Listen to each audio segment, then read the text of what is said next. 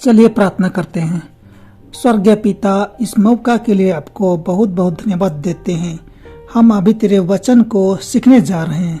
हमें बुद्धि और ज्ञान दे ताकि अच्छी तरह समझकर सीख सकें।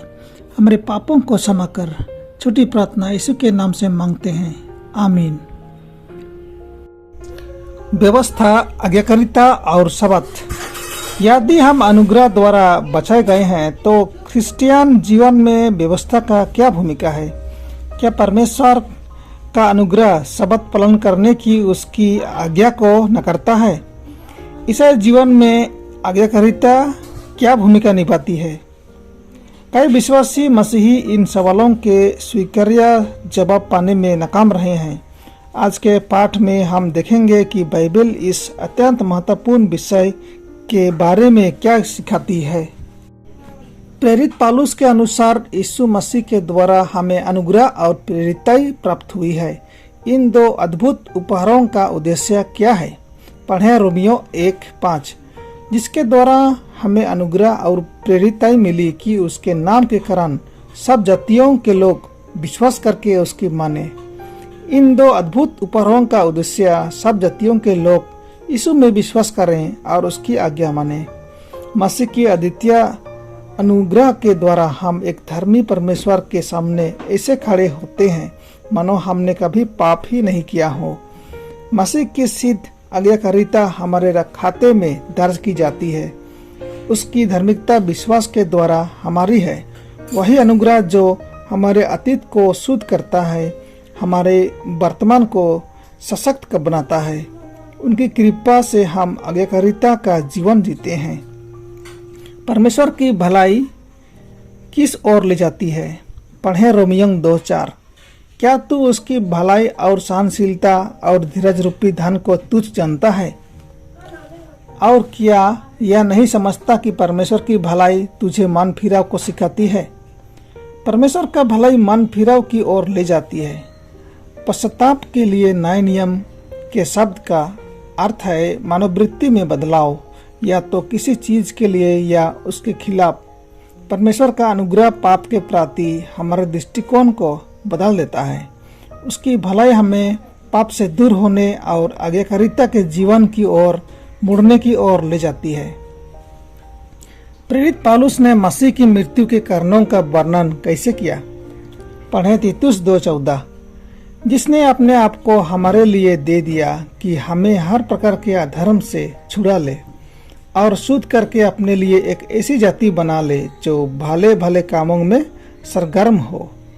मसीह ने हमारे लिए स्वयं को दे दिया कि हमें हर प्रकार के अधर्म से छुड़ा ले और शुद्ध करके अपने लिए एक ऐसी जाति बना ले जो भले भले कामों में सरगर्म हो। हम अपने विश्वास का सबूत कैसे दिखाते हैं? याकूब 2:18, बस कोई कह सकता है तुझे विश्वास है और मैं कर्म करता हूँ। तू अपना विश्वास मुझे कर्म बिना, और मैं अपना विश्वास अपने कर्मों के द्वारा तुझे दिखाऊंगा। हम अपने विश्वास का सबूत अपने कर्मों से दिखाते हैं। याकूब 2:20, पर हे निकम्मे मनुष्य, क्या तू यह भी नहीं जानता कि कर्म बिना विश्वास व्यर्थ है? शिष्यों की प्रतिक्रिया कब क्या थी जब यहूदी अधिकारियों ने उन्हें चुप कराने की कोशिश की? पढ़ें प्रेरितों के काम 5:29। तब पतरस और अन्य प्रेरितों ने उत्तर दिया, मनुष्यों की आज्ञा से बढ़कर परमेश्वर की आज्ञा पालन करना ही हमारा कर्तव्य है। चेलों की प्रतिक्रिया यह थी कि मनुष्यों से बढ़कर परमेश्वर की आज्ञा पालन करना ही हमारा कर्तव्य है। परमेश्वर के अनुग्रह ने चेलों को उसकी आज्ञा मानने के लिए प्रेरित किया। परमेश्वर के व्यवस्था से मुंह मोड़ना अकल्पनीय होता। 7वें दिन शब्द का पालन करना उनका उस मसीह के प्रति प्रेमपूर्ण प्रत्युत्तर था जिसने उन्हें छुड़ाया था। अंतकिया में पौलुस ने यहूदियों और अन्य जातियों दोनों को उद्धार के संदेश का प्रचार किया। उन्होंने कब प्रचार किया? पढ़ें प्रेरितों 13:44। अगले शब्द के दिन नगर के प्राय सब लोग परमेश्वर का वचन सुनने को इकट्ठे हो गए। पौलुस ने शब्द के दिन प्रचार किया। पद्य 43 के अनुसार पौलुस ने उन्हें परमेश्वर के अनुग्रह में बने रहने के लिए समझाया। परमेश्वर के अनुग्रह में बने रहने का अर्थ आज्ञाकारी जीवन जीना था। 7वां दिन शब्द रखना आज्ञाकारिता से जीने का एक हिस्सा है। सुसमाचार पिसिदिया में जड़ लिया। जैसा कि पौलुस ने शब्द के दिन एक आराधनालय में परमेश्वर की कृपा का प्रचार किया। देखिए 13 और 14 अनुग्रह के द्वारा, देखिए 13 अध्याय 13 और 14 प्रेरितों का अनुग्रह के द्वारा उद्धार के इन दो विशिष्ट उदाहरणों ने शब्द के पालन में आज्ञाकारिता का मार्ग।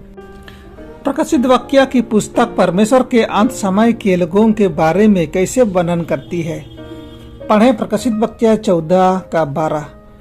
पवित्र लोगों का धीरज इसी में है जो परमेश्वर के आज्ञाओं को मानते और यीशु पर विश्वास रखते हैं। परमेश्वर के अंत समय के लोग इनके द्वारा पहचाने जाएंगे। 1 नंबर परमेश्वर के आज्ञाओं को मानते हैं। 2 नंबर और यीशु पर विश्वास रखते हैं।